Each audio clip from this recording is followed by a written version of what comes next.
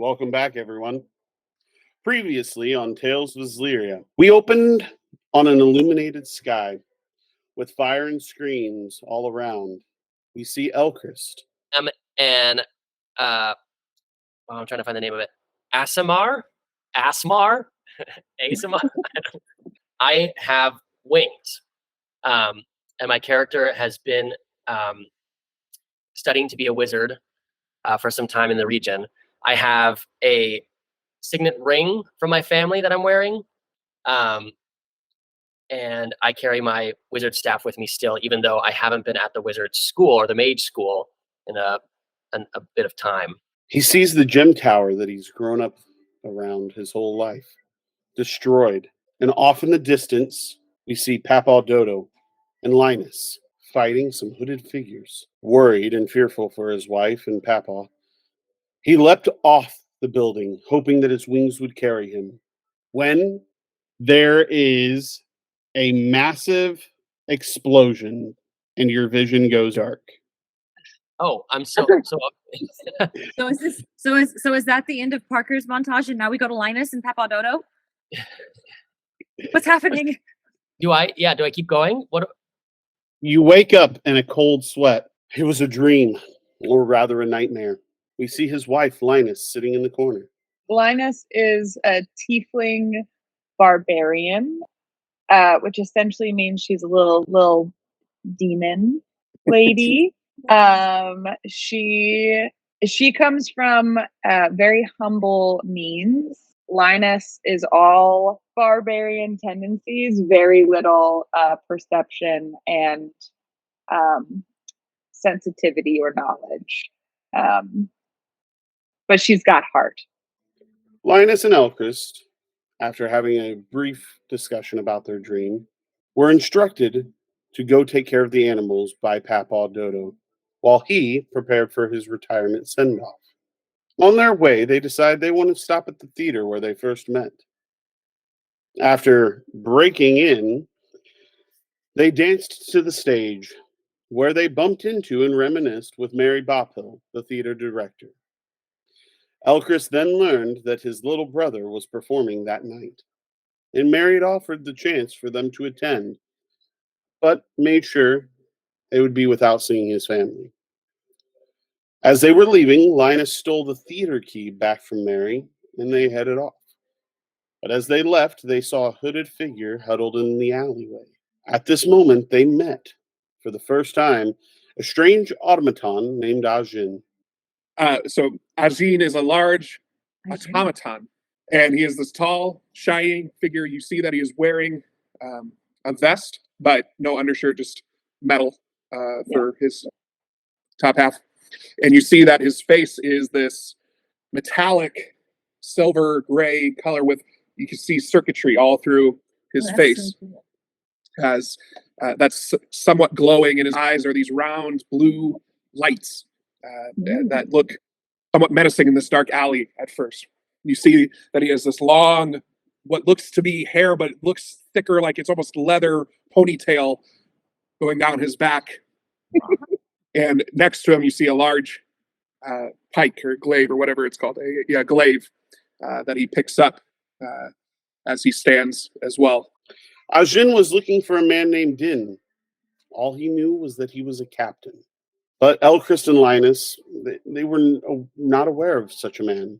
They'd only heard of some pirate in legends, but didn't know anything more than that. They instructed him, for more information about this, that he should go to the docks. At this point, the three departed.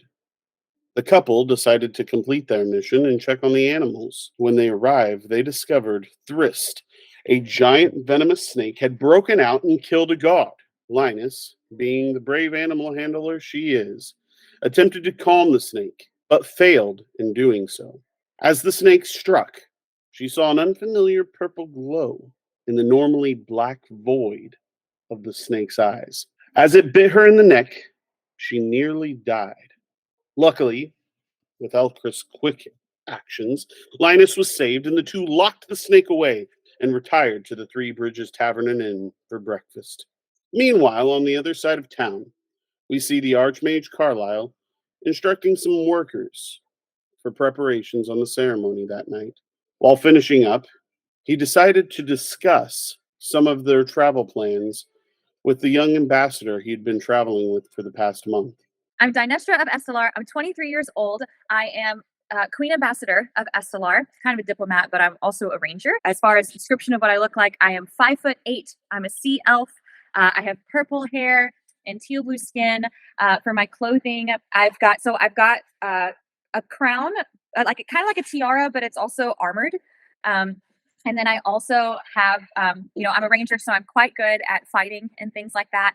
I have this long sleeve. It's like almost like an outer cloak thing because I have pants because I can fight. But I've also got like a skirt kind of deal going on, but it's like open because movement. But then it's longer because then, when I'm going to the functions, I can still look a little more put together. Carlisle then told her they needed to go to the Colosseum. A young man he once knew was going to be there, and he wanted to discuss some things with him, but didn't say much more, as it was controversial about the issues. On their way, Dinestra noticed a few elves coming into port. She saw they had a clumsy interaction with a dock worker and decided to approach the group. This is where she meets Percy and Bonnie. I am an Eladrin elf. Basically, I look like fall, and my people love nature so much that they basically are nature. And so, as the seasons change, we change with it. And so, being fall, my personality also changes. And right now, I am selfless, trusting, and I am a glutton. So as we continue and as the seasons change, I will change in how I act. So right now, as I am fall, I have auburn hair, and I have a braid on the side with fall flowers and leaves weaved into my braid, and I have green eyes, and my skin has a warm glow to it with a leafy dress. Moments ago, Bonnie had bumped into a dock worker who was completely captivated by Bonnie. He was acting very nervous and awkward, like most young men do, but was really interested in getting to know Bonnie. But Dinestra had interrupted and made the dock worker get back to work. He left begrudgingly without formally asking Bonnie on a date, but left it open for her to meet him that evening for the firework display. Dinestra and the Archmage Carlisle invited the two elves to come with them towards town to see the sights. When a strange automaton had walked up, none of them had ever seen anything like him before. But Archmage Carlisle recognized him from some of his readings from his youth. He too had never seen anything like him before. Ajin explained that he was searching for a man named Din, but Carlisle said he had not seen any man named Din on the dock manifest, but that there were many ships still waiting to dock, so it was possible he could arrive soon. The five headed off to town, where they heard there had been an attack at the Colosseum. Luckily, the animal handlers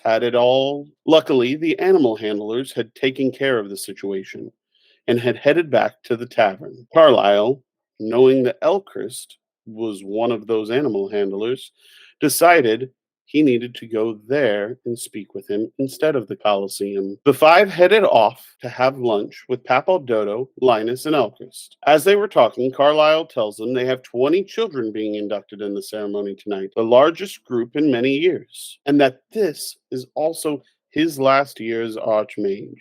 As he started to go on, Ajin noticed a hooded man watching in the corner, and another man dressed in dock worker attire listening at a table behind Carlisle and Elchrist. The hooded man then leaves as Ajin reveals his information to the group. Before they can confront the man listening behind them, the newly appointed city mage and Elchrist's school rival Gideon Black enters the tavern, looking for Carlisle. Ah, there you are, High Mage Carlisle. Oh, and I see you found your second favorite student. Elkbitch, how have you been? Hello, Gideon.